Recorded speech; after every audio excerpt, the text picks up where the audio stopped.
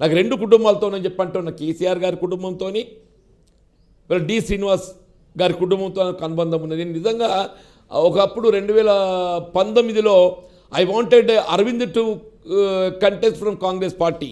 నేను అతను మాట్లాడా, మీరు కాంగ్రెస్ పార్టీకి వెళ్ళి అభ్యర్థి కంటే బాగుంటుంది అని చెప్పని. అన్నప్పుడు పరిస్థితులు ఏదైతుందో కాంగ్రెస్ గెలుపు అవకాశాలు లేవు అని చెప్పని, మరి ఆయన ideological or whatever it is ఈస్ ఆయన టుక్ ఛాన్స్ ఫ్రమ్ బీజేపీ. అప్పుడు బీజేపీ పరిస్థితుల్లో కాంగ్రెస్ పార్టీ బీజేపీ అభ్యర్థి అరవింద్ గెలుపు కోసం కూడా జీవన్ రెడ్డి ప్రయత్నం చేశారంటారు, నిజమేనా అది? ఇప్పుడు ఎవరి గెలుపు కోసం ఎవరు ప్రయత్నం చేయరు. ఓట్ అనేది ఏదైతుందో ఎన్నికలకు ఆలోచన విధానం మారుతుంది ఓటర్ది. వాళ్ళ ఉదాహరణకు సిద్దిపేటే ఉంది హరీష్ రావు గారు, ఆయన ఎమ్మెల్యేగా ఏదైతుందో ఆయనకు వచ్చిన ఓటు పర్సెంటేజ్ ఎంత, ఎంపీగా ఓటు ఎందుకు పోలు చేయించలేకపోయిండు? ఆయననైతే ఆయన సిద్దిపేటలో ఆయన ప్రభావం తగ్గాలని కోరుకోడు కదా. అవును.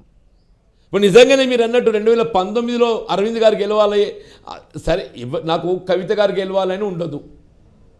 నా ఓటమి ప్రధాన కారకురాలు కవిత గారు అంటే ఒక భావన కలిగి ఉన్నా కాబట్టి వారు గెలవాలని నాకు ఉండదు, కాంగ్రెస్ గెలవాలని ఉంటుంది. అవును. కాంగ్రెస్ గెలవలేని పరిస్థితులలో మరి టీఆర్ఎస్ గెలిచి ఆ అవకాశాలు మెరుగైతే కావచ్చు.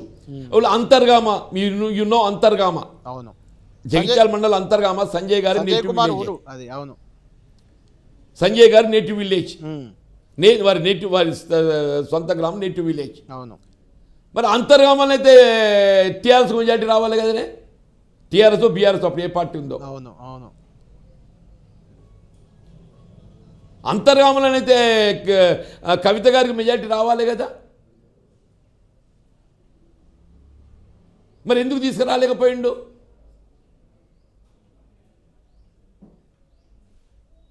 ఎన్నిక అనేది ఏదైతుందో ఎలక్షన్ టు ఎలక్షన్ మార్పులు దొరుకుతాయి. ఓటర్ ఆలోచన విధానం మారుతుంది. శాసనసభ ఎన్నికల్లో ఒక ఆలోచన విధానం ఒకలాగా ఉంటుంది, పార్లమెంట్ ఒకలాగా ఉంటుంది, స్థానిక సంస్థల ఎన్నికల్లో ఒకలాగా ఉంటుంది. కేసీఆర్ గారు ఏమన్నా మాట్లాడారా మీతో? ఈ పరిణామాల నేపథ్యంలో కేసీఆర్ గారు ఏమన్నా మాట్లాడారా? నాతో ఇంతవరకు ఏ రాజకీయ పార్టీ కూడా సంప్రదింపులు చేయలేదు. They might be wishing.